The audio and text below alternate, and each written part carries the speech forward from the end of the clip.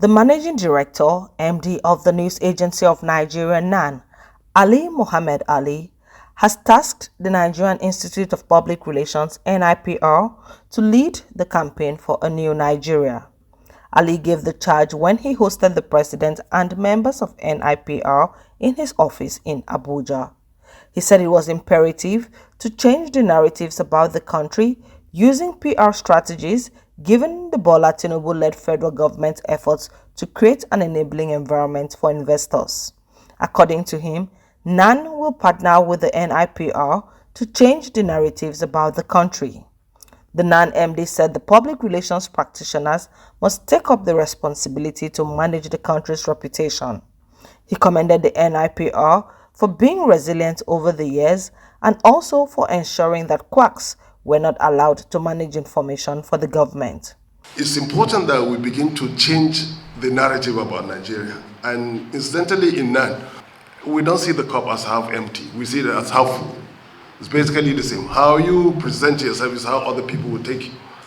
I recently returned from a trip, within Africa, and the perception about Nigeria is quite unlike what people think, depending on how you see it. People see 6, they see it as half a dozen. It's the same thing. But we are on the side of optimism. We see the cup all the time as half full. And unless we begin to change this narrative, depreciating kind of thing, disposition, we'll never get it right. Elsewhere, PR people or the theater, take for instance the theater actually changed a lot of things. But you look at the Nigerian theater, it's all about witchcraft, about voodoo, about vengeance.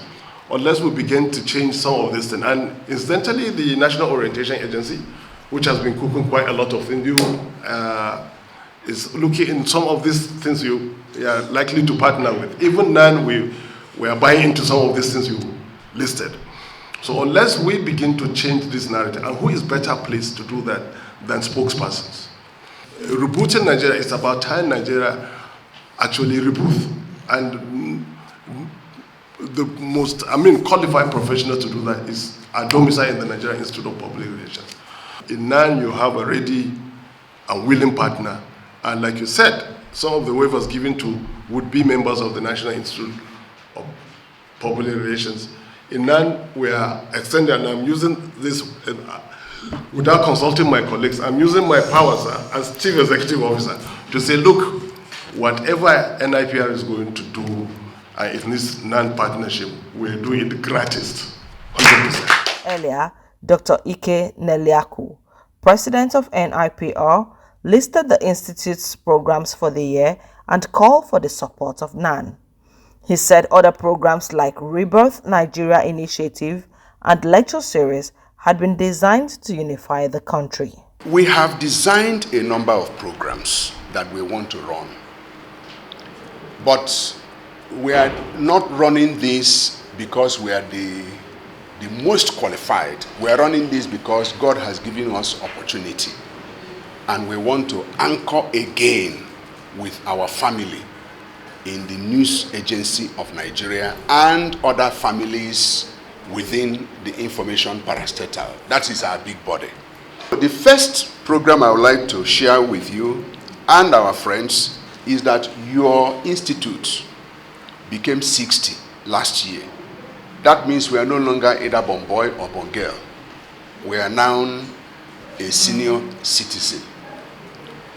By that, we are celebrating our diamond anniversary in June this year, when we would have been 61, but we couldn't do it last year because of a lot of other activities.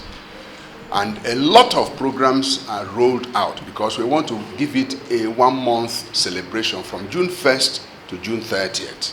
We are going to speak, drink, and talk public relations for this period.